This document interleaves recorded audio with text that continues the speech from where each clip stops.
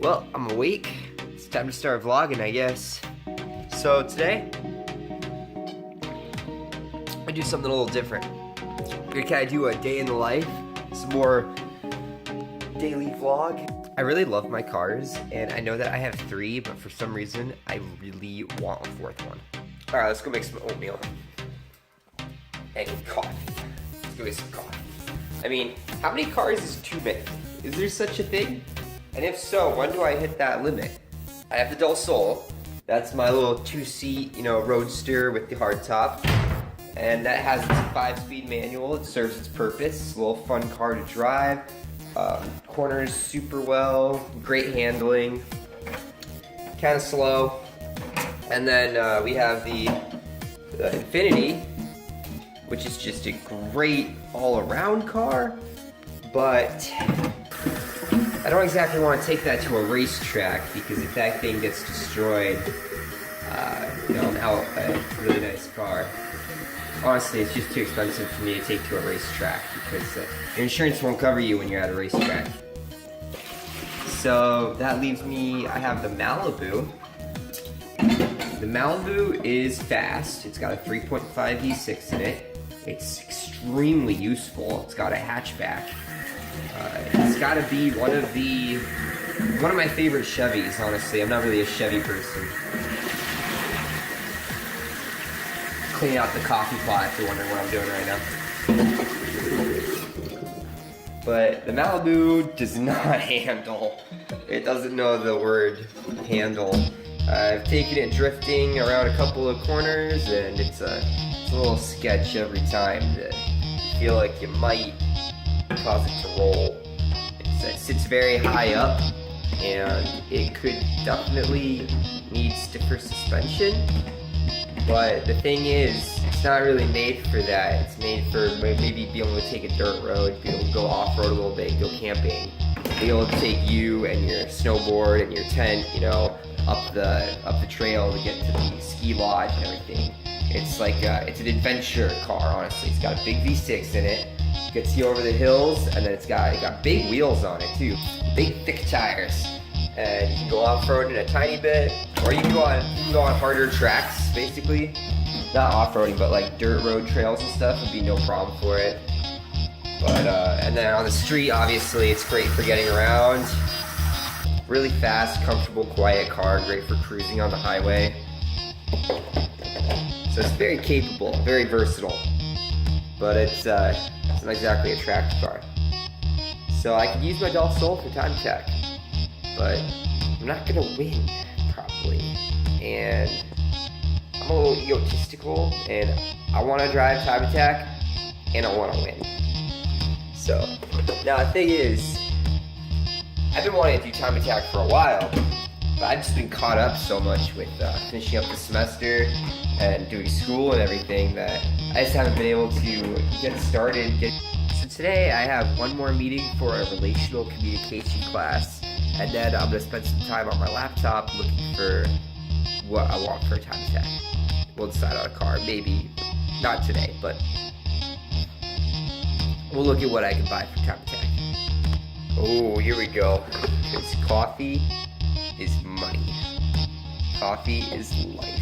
Without coffee, you have nothing. Gotta grab the hat, because that's also important for success. This hat is from the original Yankee Stadium, before they tore it down. So now we got the hat, we got the coffee. I'm gonna sit here and enjoy this for a couple minutes before I have to leave. We'll get started on this day. One of the things I'm going to address is my Infinity G35. I had a bunch of people get really excited about it, and they were, what mods does it have done? How did you achieve all motor power on it? Because most of them, I guess, they never heard of Infinity going for all motor. I guess they heard of them like turboing them and stuff, but the superchargers and the turbochargers, those Infinities, turbo is actually, it's not that common. There's a Stillen makes a supercharger kit for it. Really horrible kit. It replaces one of the air intakes with it, and it only feeds air to one side of the engine. So the big, huge thing you gotta remember when you're modding a G35 or a 37, now this doesn't apply to the earlier 35s, this is only 07 and up. is that both banks of cylinders are completely independent from where the air comes in. Air burns, power makes, explosions happen, and air shoots out to the exhaust. They each even have their own catalytic converters.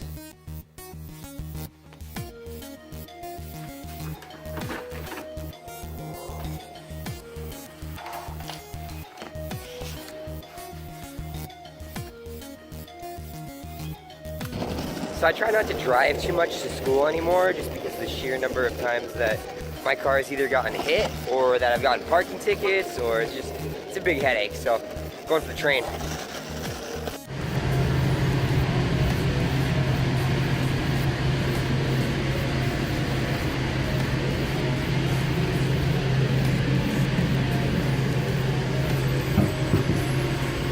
Well, I got thrown off my skateboard today, ended up cutting up my knee pretty good. But I'm okay. So I'm gonna go to work today and I'm gonna... This stupid truck's diff is chrome. It's like, how sickeningly disgusting can you get? He has LEDs on his wheels during the day. Hey guys, what's up? So I'm just out here chilling, taking Gypsy for a drive. I love driving at night. So relaxing, no traffic, no sun in your eyes. You get to just have some fun, kick back and relax. One of the things that I need to address is this car, actually. I said in the past, I've talked a little bit about this car, I've talked a little about the engine setup, and I've had a few viewers who are very, very overly emotional about it. I get the impression that they think that I don't know my own car and how it's set up. So what I did is I just told them I'll make it a video explaining all the setup for it. First of all, I had some people confused because they believed that it was turbocharged or supercharged, and then when they saw under the hood they didn't see a turbo. But I never said it was turbocharged or anything. In fact, quite the opposite. It's all motor, which means it's naturally aspirated. No power adders. That's all the power is coming from the engine. And then when they thought about that, I think they got a little upset because they haven't seen one before, maybe, that was naturally aspirated and making this much power. I don't mind that they're upset, that's fine. It doesn't hurt me any in the end. Just for people who are curious and want to follow the build, I figured I'd talk about it a little bit. And I'm gonna make an actual mod list video where I go over everything that's in the car and tell about how it's built. But for now, I'm just gonna give kind of like a shortened synopsis of it, you can say.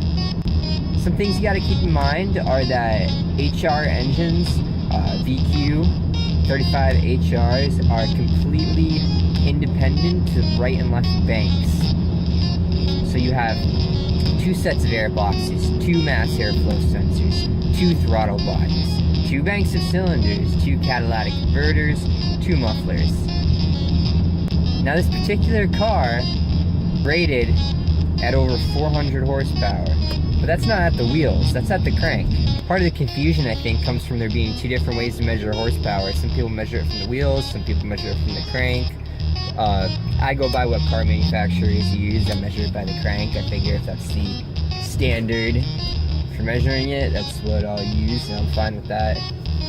But 400 at the crank, but 400 at the wheels would be more like 475 at the crank, which is why I think people are triggered. So I don't know why people are getting upset. So things that you can do to boost power on a naturally aspirated engine are all internal. Increased compression, bored out engine, different cam profiles, a tune, advanced timing, forged internals, high flow intakes, high flow exhausts. These are all things that work to boost up your torque and your horsepower on an all motor build.